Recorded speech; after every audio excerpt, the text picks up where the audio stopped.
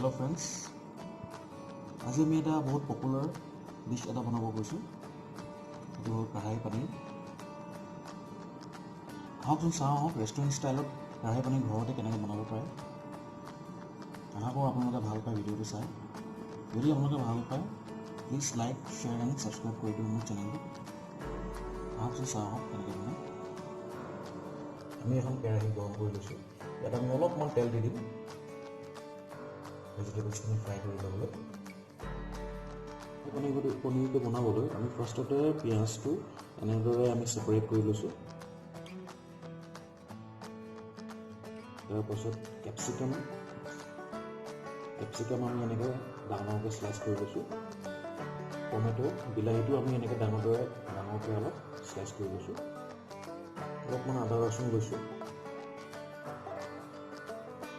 আৰু পিঁয়াজ ৰাফলি চপ কৰি লৈছোঁ চটে কৰিবলৈ। মেইন ইনগ্ৰিডিয়েণ্ট পনীৰ আমি ইয়াত লৈছোঁ 200 গ্ৰামছ। এতিয়া আমাৰ অলমষ্ট পেনখন গৰম হৈ গৈছে, অইল দিও গৰম হৈ গৈছে। ইয়াত আমি অনিয়নছ আৰু কেপচিকামখিনি আমি ইয়াত অলপ চটে কৰি ল'ম।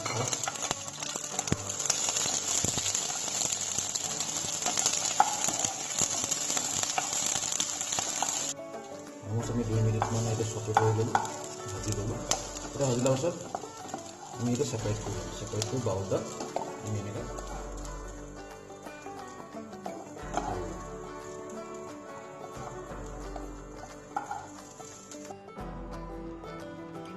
আমি ছেপাৰেটলি এটা বাটিত আমি ছাইড কৰি দিম। এতিয়া আমি ছেইম পেনখনতে অলপ অইল দি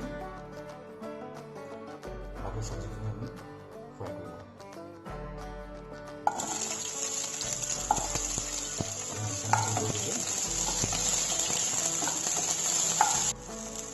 আদা ৰচুনখিনি দি দিলোঁ। আদা আমি ইয়াত 4-5 মান লৈছোঁ। আপোনালোকে নিজৰ চইচমতে ল'ব পাৰে, কিমান কোৱাণ্টিটি বনাইছে তাৰ ওপৰত ডিপেণ্ড কৰে। মই ইয়াত পিঁয়াজ অলমষ্ট এটা পিঁয়াজ লৈছোঁ মিডিয়াম চাইজৰ। আমি চটে কৰি ল'ম ভালকৈ। আৰু তাতে গ্ৰীণ চিলি লৈছোঁ আৰু দুটা আপোনাৰ ইলাইচি লৈছোঁ। আপোনালোকে যেনেকৈ বেছিও ল'ব পাৰে, আপোনালোকৰ সোৱাদৰ মতে। মই খালি দুটাই লৈছোঁ। এতিয়া আমি ইলাইচি আৰু জলকীয়া দি দিম। ভালদৰে আমি মিলাই ল'ম জলকীয়া আৰু ইলাইচি দিয়াৰ পাছত। এতিয়া আমি ইয়াত বিলাহীখিনি দি দিম। মই 2টা বিলাহী লৈছোঁ।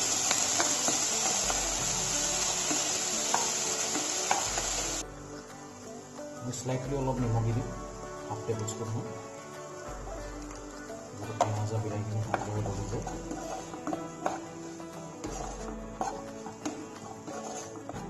আমাৰ অলমষ্ট ৰেডি হৈছে।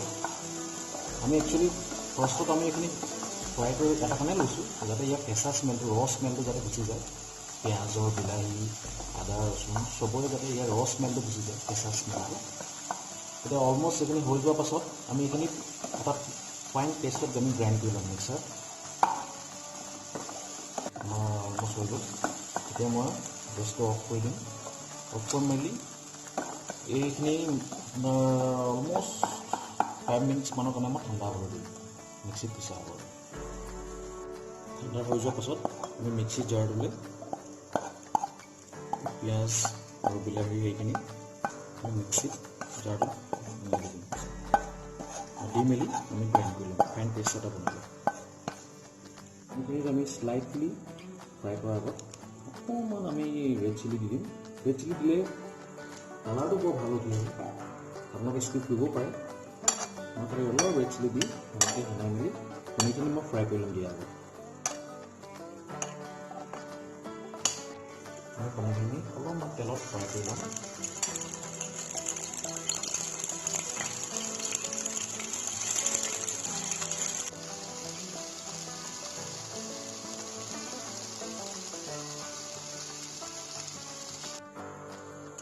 আমাৰ পনীৰখিনি ফ্ৰাই কৰা অলমষ্ট হৈ গৈছে। চব চাইডৰ পৰা আমি ভাল ধৰণৰ ফ্ৰাই কৰি ল'লোঁ। অলপ স্লাইটলি গোল্ডেন হোৱালৈকে আপোনালোকে ফ্ৰাই কৰি ল'ব। এতিয়া আমি ফ্লেমটো অফ কৰি দিম। একেখন কেৰাহীতে মই পনীৰ ভজা অলপ তেল থাকি গ'ল, তাতে তাৰে অকণ দিলোঁ আৰু অকণমান জাষ্ট তেল দি দিছোঁ বাকী কাৰীখিনি বনাবলৈ।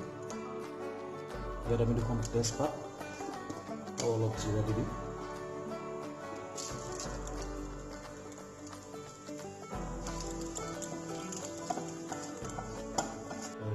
দালচেনি দি দিম।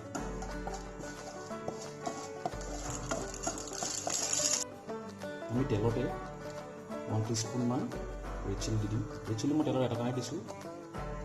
ৰেড চিলিৰ পৰা বৰ ধুনীয়া কালাৰ এটা হয় আপুনি যদি তেলতে দি দিয়ে।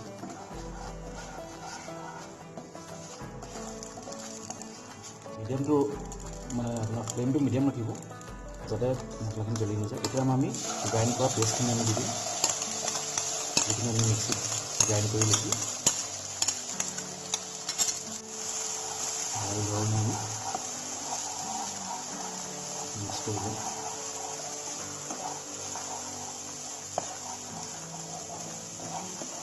আমি ভালদৰে মিক্স কৰি লওঁ।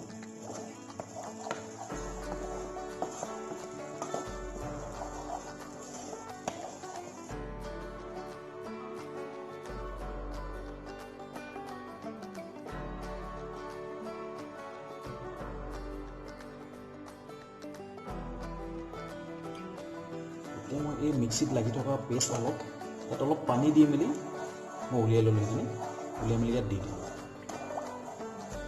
ইয়াত অলপমান আমি হাফ টিস্পুনমান ধনিয়া পাউডাৰ দি দিছোঁ আৰু হাফ টিস্পুনমান গৰম মছলা পাউডাৰ এইবিলাক আমি মিক্স কৰি দিওঁ। আমি ইয়াত 1 টেবুলস্পুনমান ক্ৰীম এড কৰি দিম। ক্ৰীম এইটো ট'টেলি অপশ্যনেল, মই অলপ ইউজ কৰিছোঁ, আপোনালোকে ইউজ স্কিপ কৰিবও পাৰে। ক্ৰীমটো দিলে অলপ টেক্সাৰটো ৰিচ হয়। এতিয়া আমি অলৰেডি ভাজি থোৱা কেপচিকাম আৰু পিঁয়াজখিনি দি দিম। মেলি ভালকৈ লৰাই দিম। এতিয়া আমি পনীৰখিনি দি দিম।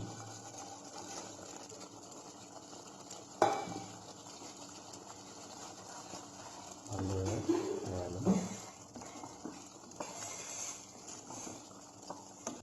এতিয়া আমি অলপ কষ্টুৰি মেথি ভাল ধৰণে ক্ৰাছ কৰি জাবৰত দি দিম।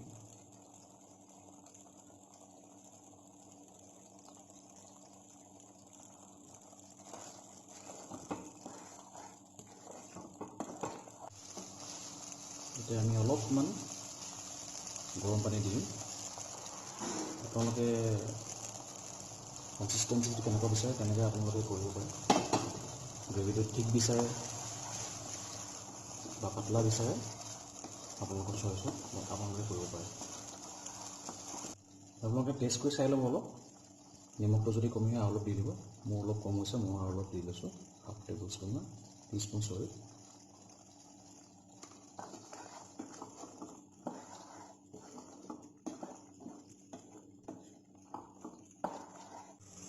আমাৰ অলমষ্ট ৰেডি হৈ গ'ল।